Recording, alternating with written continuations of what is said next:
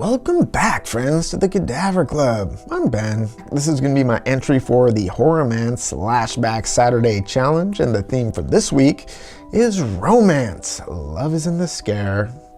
The movie I chose is the 2003 French horror classic, High Tension, also marketed as Switchblade Romance.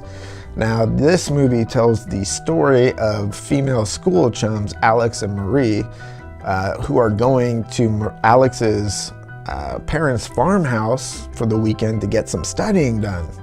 When in the middle of the night, a stranger comes a-calling. He kills Alex's family and kidnaps her.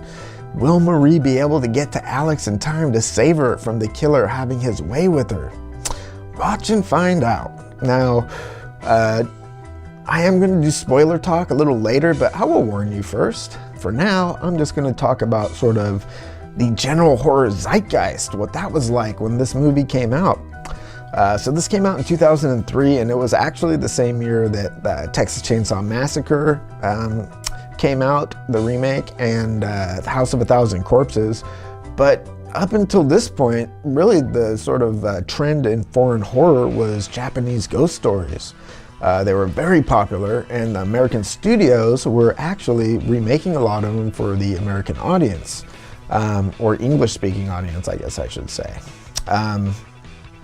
Now, this came out, and it was dark. It was a slasher, but it wasn't like the slashers of the time, though, because this is like post-Scream, early 2000s slashers were getting to be a little generic, and a little watered down, for me at least. But this came out and it was fucking gory and graphic and took itself seriously. And the tone was just dark. Feels to me very important because it also kind of kicked off the French extreme horror movement that happened. And I think this at a time before the internet was really sort of like what it is today, you know?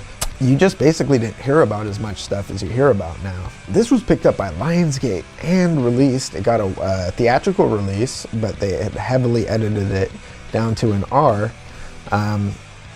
But kudos to Lionsgate for at least sort of making us cognizant of this great stuff that was happening in other countries. Okay, so firstly, the gore in this is fantastic. There are some fantastic kills. You have a badass concrete saw, which I've never seen in any kind of horror movie, but yeah, it's badass. Giant gas-powered circular blade. Looks great. And the kill with it was fantastic. You have decapitation with a piece of fucking furniture. I mean, that's awesome. When this came out, I was in art school. I have a bachelor's degree in furniture. I know, it's weird, right? But anyway, when this came out, I was like, oh shit, is that gonna be my senior thesis? So I was impressed by the fact that the killer killed with furniture. Yeah, there's like straight razor slittings and dismemberings. It's fucking gory, very bloody. Almost, it's over the top amounts of blood, but in the best possible way. The cinematography looks great. The film in general just looks really good. But the thing that really stands out for me is the score.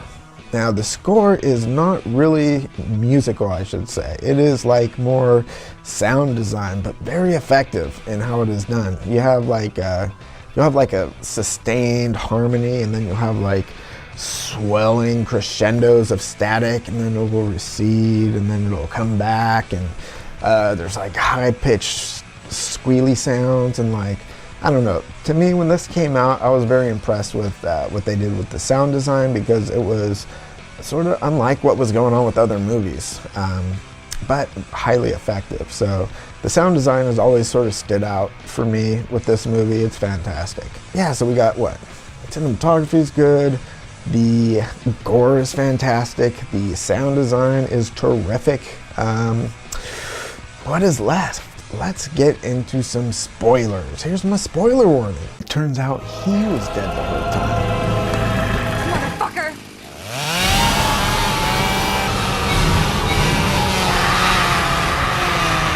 Okay, Now, there is a major twist that happens in this movie, and we find out that the stranger that came a-calling is not a stranger at all, but it is Alex, and she suffers from like a multiple personality disorder.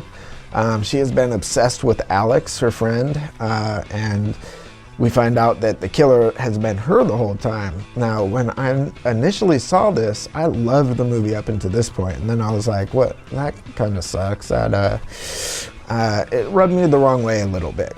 Upon subsequent viewings, when I know it's coming, I know it's there, and it's not like, well, what the fuck was that twist about? It doesn't bother me as much. And this time when I watched it, actually I saw something in the beginning of the movie that totally foreshadowed that twist, and that was Maria's having a dream in the car. That's what we open the movie with, her dream sequence of her sort of running through the forest, and what would later be the scene where she's chasing Alex through the forest. But in this dream sequence, she's running and she wakes up and she says, oh, I had the craziest dream. I was being chased in the forest by this dude. And Alex is like, well, what was he like? And she says, well, that's the crazy part.